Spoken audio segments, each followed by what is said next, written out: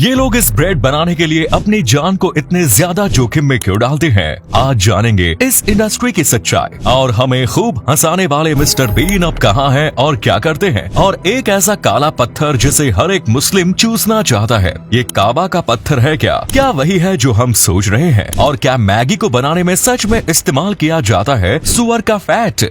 और अफगानिस्तान का एक ऐसा गांव जहां रहते हैं टिनी लोग, इनकी मम्मी को देखकर आप भी चौंक जाएंगे। और बच्चे पैदा करने का सबसे बेहतरीन समय क्या है, जानने के लिए बने रहिए वीडियो के एंड तक। नंबर 8, हमें बचपन में खूब हंसाने वाले मिस्टर बीन अब कहाँ है और कैसी हालत में है? आप में से कई लोगों को ये तो लगता होगा कि अब तक शायद मिस्टर बीन मर गए होंगे, लेकिन ऐसा बिल्कुल भी नहीं है। इनकी उम्र तो काफी ज्यादा हो चुकी है, लेकिन अभी भी ये बिल्कुल फिट एंड फाइन है। इनका नाम रोवन एटकिंसन है और ये 67 साल के हो गए हैं। अभी भी ये एक्टिंग की दुनिया में काफी ज्यादा एक्टिव हैं और मिस्टर बीन में मिलने वाली सक्सेस के बाद इन्होंने ना जाने कितनी सारी फिल्मों में और सीरीज में काम किया है। यहाँ तक कि पिछले साल ही इनकी एक फनी वेब सीरीज भी आई थी जो अब तक चल रही है। और इसी के साथ इस साल वोंका नाम की एक पिक्चर में भी वो दिखने वाले हैं और लोगों का यही कहना है कि हमेशा की तरह ये कोई ना कोई फनी किरदार निभाते हुए दिख जाएंगे। नंबर 7, एक बार जरा इन लोगों को काम करते हुए देखिए। ये वीडियो उज्बेकिस्तान का है और इसे देखकर सच में कुछ वक्त के लिए हमारा दिल भी हाथ में आ जाता है। दरअसल उज्बेकिस्तान की समरकंद ब्रेड पूरी दुनिया में ज्यादा मशहूर है और इसको बस इसी तरीके से बनाया जाता है। ये तंदूरी ब्रेड होती है जिसे तंदूर में बनाया जाता है और इसे बनाने के लिए बहुत सी ज्यादा मेहनत भी करनी पड़ती है।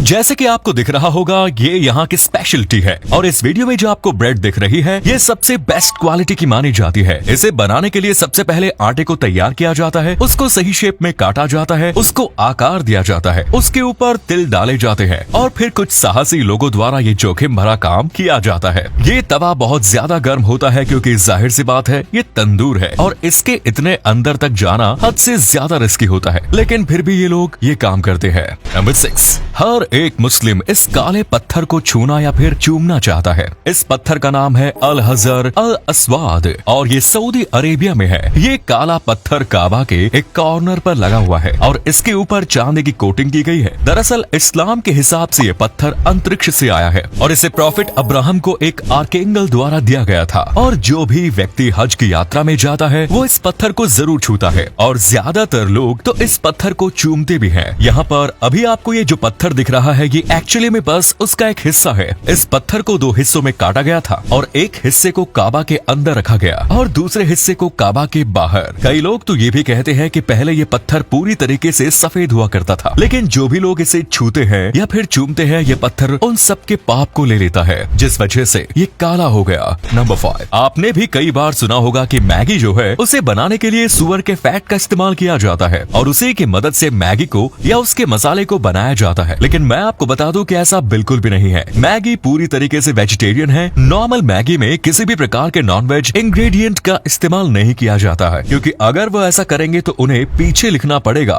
वरना ये फिर एफएसआई के रूल के खिलाफ चला जाएगा और उन्हें लाइसेंस नहीं मिलेगा। इसी के साथ आप ही सोचो कि उसमें जानबूझकर नॉनवेज क्यों डाला जाएगा, जबकि उसमें ये डालने की जरूरत ही नहीं है। यानी कि वो जानबूझकर अपने कॉस्ट को क्यों बढ़ाएंगे। अगर उसमें सच में सुअर का फैट डाला जाता तो उसे प्रोसेस करने में काफी ज्यादा मेहनत लगती और मैगी का दाम भी काफी ज्यादा बढ़ जाता और सुअर के फैट को डालने का कोई मतलब ही नहीं बनता। नंबर 4, बच्चा पैदा करने का आखिर सबसे बेस्ट समय कौन सा होता है?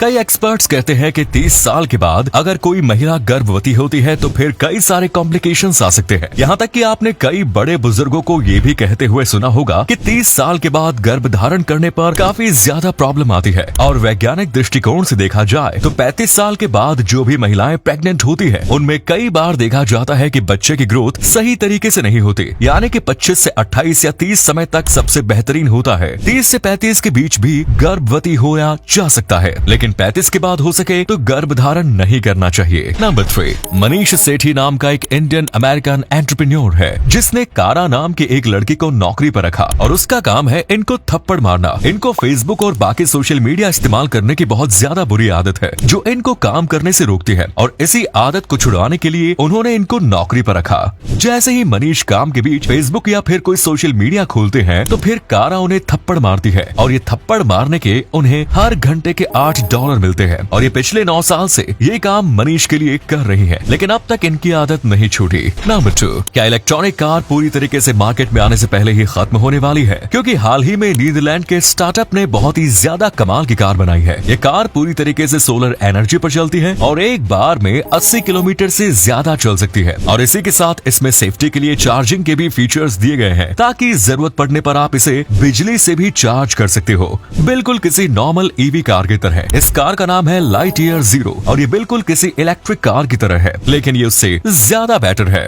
बस प्रॉब्लम एक है कि इसकी कीमत 2 करोड़ है, जो कि बहुत ज्यादा है। नंबर 1, अफगानिस्तान और ईरान की बॉर्डर पर एक ऐसा गांव होने का दावा किया जाता था जहां पर रहने वाले लोग बहुत ही ज्यादा छोटे हुआ करते थे, यानी कि हमारे हाथ जितने। और 2005 में गांव तब सुर्खियों में आया जब यहाँ पर खुदाई करते वक्त सच में लोगों को एक मम्मी मिली जो कि बहुत ज्यादा छोटी थी। ये बिल्कुल हमारे आधे हाथ जितनी थी, करीब बस 25 सेंटीमीटर की। हालांकि इसके बाद और कोई मम्मी नहीं मिली थी, लेकिन अगर सच में यहाँ पर ऐसा कोई गांव कभी होगा तो वाकई में ये कितना ज्यादा दुर्लभ होगा और किससे कहानियां जिसमें छोटे लोगों की बात की गई वो सच साबित होगी। वैसे यहाँ के लोगों के हिसाब से ये गांव 200 साल पहले हुआ करता था, जो कि फिर नष्ट हो गया, लेकिन अभी भी इनके छोटे छोटे घर यहाँ पर कुछ जगह मौजूद है। धन्यवाद।